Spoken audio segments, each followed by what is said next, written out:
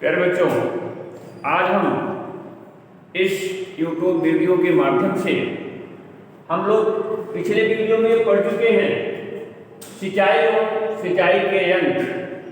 इसका पहला भाग हम इसका अध्ययन कर चुके हैं। यानी फसलों को सिंचाई की आवश्यकता क्यों होती है इत्यादि चीजें हम जान चुके हैं।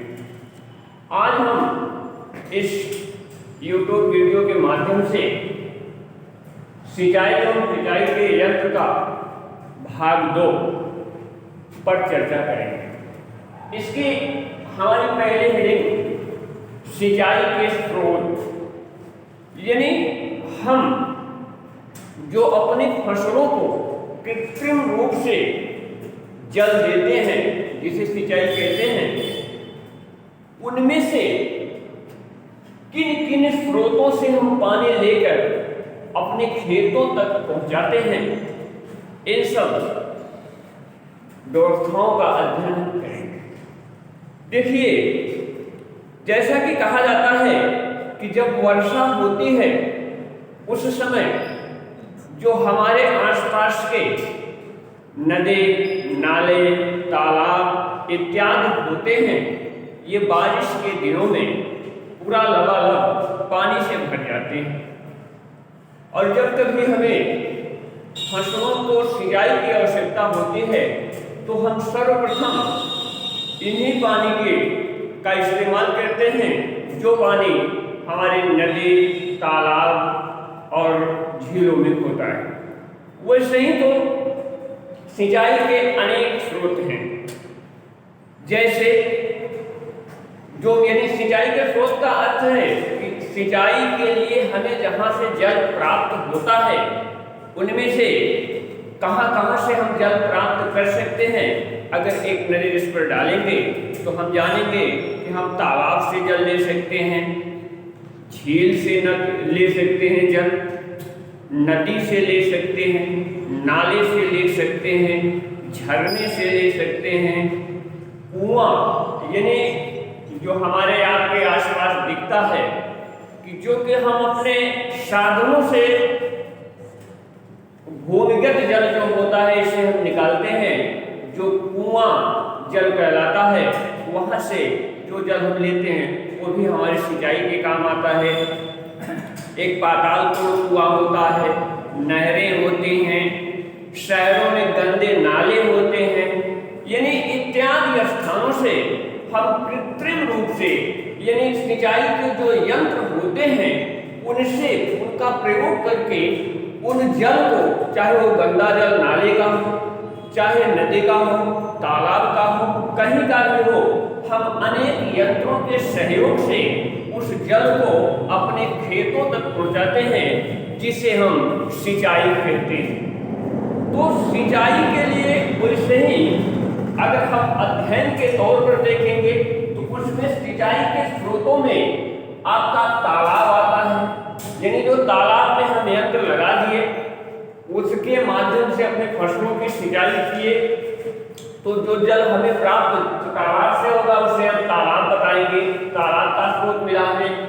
कहीं कहीं नदी होती है, जो नदियां हमारी होती हैं, नदियों में हम यंत्र लगाते हैं और उस यंत्र के माध्यम से अपनी फसल तक जो जल पहुंचाते हैं उसे नदी जल कहते हैं। वो हमें नदियों से प्राप्त होता है, झरनों से प्राप्त होता है, इसी तरीके से इत्यादि चीजें हैं।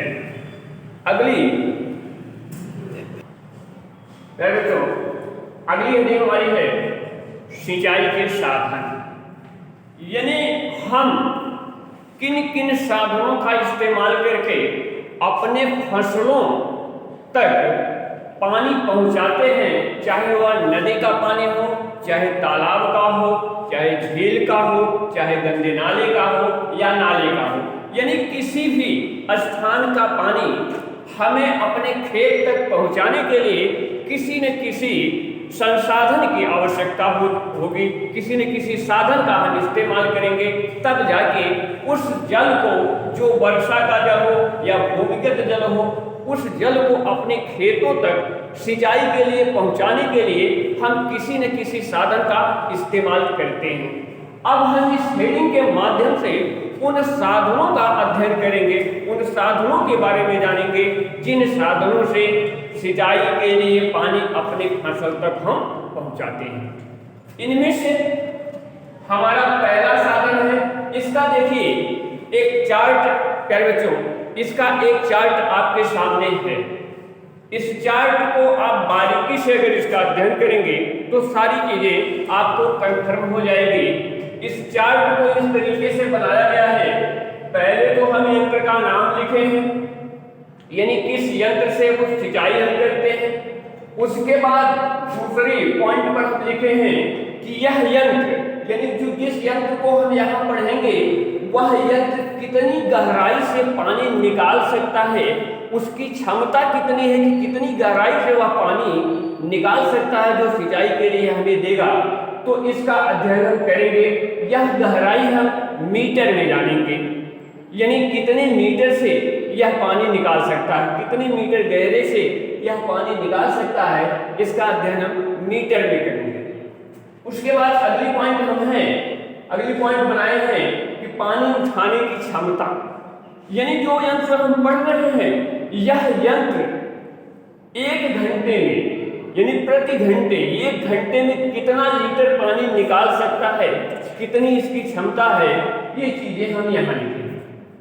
अब हम देखेंगे हमारी पहली हेडिंग है बेड़ी। प्यारे बच्चों, शायद आप लोग बेड़ी के बारे में ना जानते होंगे, लेकिन अपने घर पर अपने बुजुर्गों से जब पूछेंगे तो वो जरूर बताएंगे कि बेड़ी यह 1 मीटर की गहराई तक पानी निकाल सकता है, यानी इसकी क्षमता है कि अगर पानी 1 मीटर की गहराई तक हो तो वहां से बेड़ी के माध्यम से हम सिंचाई के लिए पानी ले सकते हैं। इस बेड़ी में आप जानिए कि घर पर एक टोकरी होती है, उस टोकरी का व्यास 75 सेंटीमीटर होता है। उस 75 सेंटीमीटर व्यास में दोनों तरफ, यानी टोकरी के बीचों बीच पीछे की तरफ से 2-2 रस्सियां बंधी होती हैं और इन 2 रस्सियों के सहारे बेड़ी से हम 1 मीटर की गहराई से पानी निकालते हैं। इसे चलाने के लिए कम से कम 2 व्यक्तियों की आवश्यकता होती है, क्योंकि बेड़ी के एक तरफ एक व्यक्ति रहेगा, दूसरी तरफ दूसरा व्यक्ति रहेगा। दोनों के सहयोग से 1 मीटर की गहराई से पानी हम निकाल कर अपनी फसल की सिंचाई कर सकते हैं। तो ये पहला है बेड़ी। यह जो है 1 घंटे में 12,500 से लेकर 13,500 लीटर पानी तक निकाल सकता है। दूसरी हमारी हेडिंग है ढेकली। ढेकली जो है यह 3 से 4 मीटर, यानी 3 से 4 मीटर की गहराई तक पानी निकाल सकता है और इसकी क्षमता यानी 1 घंटे में यह 2000 लीटर से लेकर 2250 लीटर तक पानी यह निकाल सकता है। ढेकली जो है इसे चलाने के लिए मात्र 1 व्यक्ति की आवश्यकता होती है। ढेकली बनाने में हम एक बड़ी सी बल्ली लगाते हैं, उस बल्ली के माध्यम से हम पिछले सिरे को जब दबाते हैं तो बल्ली एक तरफ से उड़ जाती है, वह पानी लेके उठेगी और पानी जब गिर जाएगा उसे अगर हम छोड़ देंगे पुनः वह पानी के लिए चली जाएगी और पुनः पानी लेके आएगी। यानी ढेकली चलाने के लिए हमें 1 व्यक्ति की आवश्यकता होती है। तीसरी पॉइंट हमारी है दोन। दोन जो है यह थोड़ा सा कम गहरा पानी उठाता है। यह लगभग 1 मीटर या 1 मीटर से कुछ ज्यादा गहराई तक पानी निकाल सकता है। यह नाव के आकार का होता है। इसका एक सिरा थोड़ा चौड़ा और मुंह बंद होता है, जिसके सहारे से हम पानी निकालते हैं। अगली हेडिंग है चरसा। चरसा के सहयोग से हम 6 से 10 मीटर की गहराई तक पानी निकाल सकते हैं। यानी 6 से 10 मीटर की गहराई तक हम पानी निकाल सकते हैं। इसकी क्षमता 6000 से 7000 लीटर प्रति घंटा है, यानी 6000 से 7000 लीटर प्रति घंटा है। यह अपने, अगर आपने देखा होगा, गांव के आसपास प्रायः चरसा का प्रयोग पहले बहुत ज्यादा हुआ करता था। इसमें हम एक गराड़ी के माध्यम से उस बाल्टी को, एक बाल्टी होती थी, उस गराड़ी के माध्यम से बाल्टी को हम कुएं में डालते थे और कुएं में जब वह बाल्टी भर जाती थी तो उस बराड़ी को जब हम, उस रस्सी को जब हम खींचते थे तो वह भरा पानी लेके निकल आता था, जिसे हम चरसा कहते थे। चरसा जो है, इसकी क्षमता है, आपको बताया गया है कि 6 से 10 मीटर की गहराई से पानी निकाल सकता है और यह 1 घंटे में 6000 से 7000 लीटर पानी जो सिंचाई के लिए प्रयोग किया जाता है वो सिंचाई किया जा सकता है। हमारी अगली हेडिंग रहट।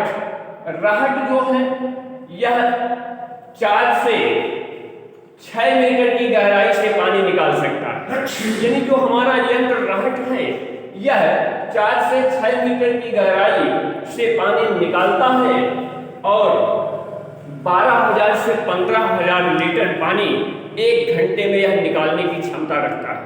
यानी इसकी क्षमता 12000 से 15000 लीटर पानी 1 घंटे में यह निकाल देता है।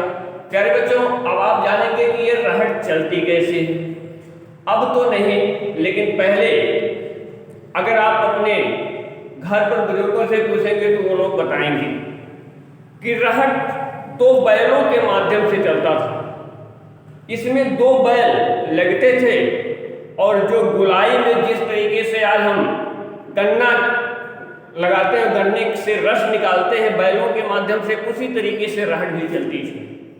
रहट जो है जिस प्रकार गन्ने का हर्षा चलता है चारों गुलाई में, उसी तरीके से रहट भी चलते थे और रहट में छोटे छोटे ढेर सारी बाल्टियां लगती थीं। एक बाल्टी नीचे जाती थी जो खाली होती थी और दूसरी तरफ से दूसरी बाल्टी आती थी जो भरी होती थी। इसका एक गुच्छा होता था जिसमें लगभग 70, 75, 80 बाल्टियां होती थीं, जिसमें से लगभग 40 नीचे जाते थे, लगभग 40 भर के ऊपर आते थे। जो भर के आते थे, जहां मोड़ होता था वहां से पानी धीरे से गिर जाता था और पुनः खाली होकर वही बाल्टियां जाते थे और पानी आता रहता था, जिसे हम रहट कहते हैं। अगला है चेन पंप। चेन पंप जो है 2 से 3 मीटर की गहराई से पानी निकाल सकता है और यह 20,000 से 25,000 लीटर पानी प्रति घंटे की दर से निकाल सकता है। चेन पंप यह जो है यंत्र है जो कि किसी न किसी साधन से चलता है जिसकी क्षमता अधिक होती है। अगला है बल्दी देव बाल्टी, यानी यह बाल्टी 1 से 1.5 मीटर की गहराई पर, यानी 1 से 1.5 मीटर की गहराई से पानी निकाल सकता है और यह भी 20,000 से 22,500 लीटर पानी प्रति घंटे की दर से निकाल सकता है। यह यंत्र जो जिसमें दोन की भांति 2 बाल्टियां होती हैं, जो गराड़ी के माध्यम से यह भी निकालता है पानी, जिसे हम बल्दी देव बाल्टी कहते हैं। अगला हमारा है स्टोव या पेंच।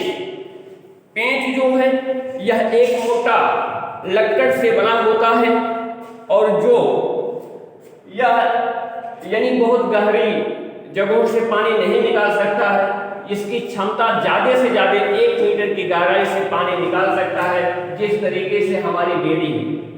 लेकिन पेंच जो है इसकी क्षमता अधिक है, यह 1 घंटे में अधिक पानी निकाल सकता है, इसीलिए इसकी क्षमता अधिक है। यह 20,000 से 22,500 लीटर पानी प्रति घंटे के हिसाब से निकाल सकता है। हमारी अगली हेडिंग, अगर हम यंत्र चालित पंप, यह हमारी अंतिम हेडिंग है, लेकिन आज की डेट में यह हमारे लिए न्यू है, क्योंकि इस समय सिंचाई के जितने भी साधन हैं, हम अगर कृत्रिम रूप से जल का प्रयोग अपनी फसलों तक पहुंचाने का काम करते हैं तो इन्हीं पंप के माध्यम से करते हैं, जो हमें आप हर घरों में, जिन घरों में खेती होती होगी, हर घरों में कोई न कोई पंप इस तरीके से जरूर होगा। आपने देखा होगा, आपके आसपास होंगे तमाम ट्यूबवेल जो लगे हैं वो इसी पंप के अंतर्गत आते हैं। वह पंप चाहे बिजली चालित यंत्र से चलता हो, चाहे डीजल इंजन से चलता हो, चाहे अन्य किन्हीं माध्यमों से चलता हो, लेकिन इस समय अधिकांश प्रयोग में इसी तरीके से पंप आते हैं, जिन्हें हम अपनी फसलों को हरा भरा रखने में इनका प्रयोग करके आज के डेट में हम फसल उगाते हैं।